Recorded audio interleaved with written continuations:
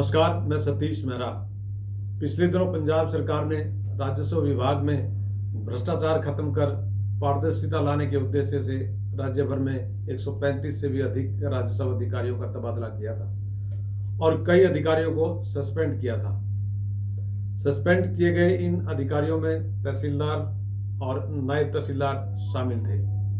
इसी तरह से पुलिस विभाग में 192 के लगभग लंबे समय से बैठे थाना मुंशियों का भी तबादला किया गया था।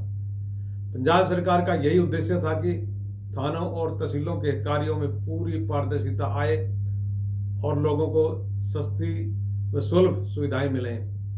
अब इसी तर्ज पर हरियाणा सरकार ने भी रेवेन्यू विभाग में पारदर्शिता लाने के उद्देश्य से लंबे समय से रजिस्ट्रियों में चली आ रही गड़बड़ी को खत्म करने का बीड़ा उठाया है।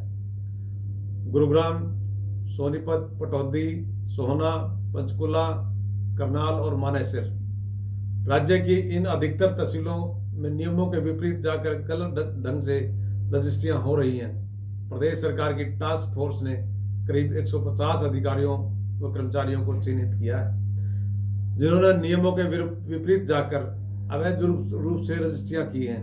इन अधिकारियों में जिला राजस्व अधिकारी, एसडीएम, तहसीलदार, कानूनगो, पटवारी और रजिस्ट्री क्लर्क शामिल हैं। प्रदेश सरकार की मंजूरी के बाद किसी भी समय इन अधिकारियों व कर्मचारियों के विरुद्ध कार्रवाई के आदेश जारी हो सकते हैं। कोरोना की आड़ में तहसीलों में जमकर भ्रष्टाचार हुआ था और बिना एनओसी के रजिस्ट्रियां की गई थी। भ्रष्ट अधिकारियों व कर्मचारियों की पूरी लिस्ट होने के बावजूद तत्कालीन सरकार ने इनके विरुद्ध कोई कार्रवाई नहीं की थी। अब राजस्व मंत्री विपुल गोयल हैं। मुख्यमंत्री नायब सिंह सैनी व राजस्व मंत्री विपुल गोयल के निर्देश के बाद वित्तायुक्त एवं गृह सचिव डॉक्टर सुमिता मिश्रा ने मुख्यालय व कई उपायुक्तों को साथ जोड़कर राज्य स्तरीय टास्क फोर्स बनाई है। सरकार ने इस टास्क फोर्स को अपने पास आई रजिस्ट्रियों की धांधली की शिकायतों बारे फील्ड में जाकर तहसील कार्यालयों के भ्रष्टाचार की जांच के आदेश दिए थे।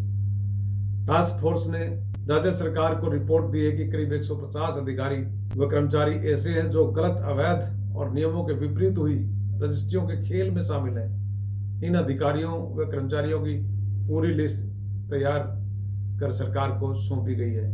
इस लिस्ट में तहसील अधिकारी अथवा कर्मचारी का नाम, रजिस्ट्री हुई जमीन और रजिस्ट्री में बरती गई अनियमितता के साथ साथ सरकार को हुए राजस्व के नुकसान का पूरा ब्यौरा दिया गया है। अधिकतर अधिकारियों व कर्मचारियों ने ऐसी रजिस्ट्रियां की हैं जिनमें टाउन एंड कंट्री प्लानिंग विभाग के एक्ट 1975 की धारा 7A के तहत रजिस्ट्री से पहले विभाग ने एनओसी लेना अनिवार्य होता है, लेकिन ये सारी रजिस्ट्रियां बिना एनओसी प्राप्त किए हुए की गई हैं। राजस्व विभाग को वित्तायुक्त डॉक्टर सुमिता मिश्रा ने इन भ्रष्ट अधिकारियों व कर्मचारियों की पूरी सूची सरकार के पास होने की पुष्टि भी की है।